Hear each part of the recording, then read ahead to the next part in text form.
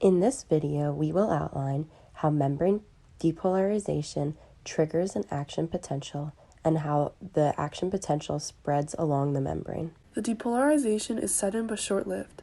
The action potential is at its peak. The potential is a description of the charge across the cell membrane. This is when it is compared from the inside of the cell membrane to the outside. However, to get charge, the electrical signal in the membrane potential has to change.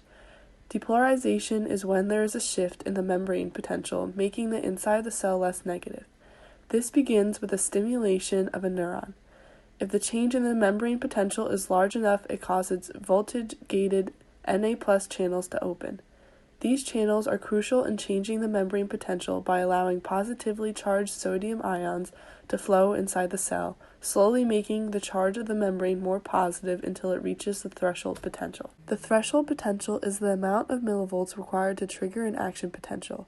Even after the membrane potential becomes zero, the concentration of Na+ will be strong enough to continue to enter the cell.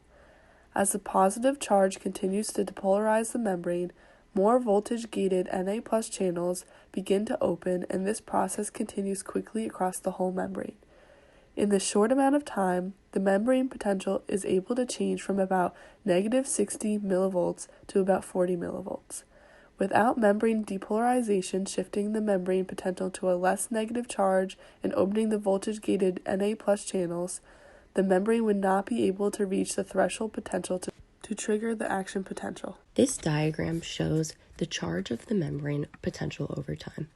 For our video, we will only focus on the time before 0 to 1 milliseconds. In this period, we see that the membrane is initially at resting potential, which is around negative 60 millivolts. At 0 milliseconds, there is a stimulus that starts the depolarization of the membrane.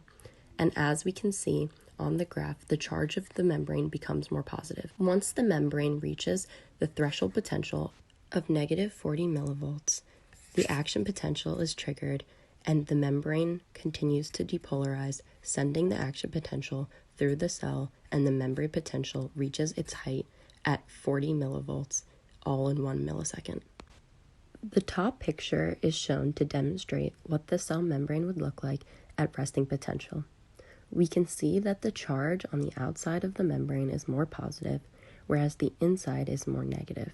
We can also see that the voltage-gated Na+ channel is closed.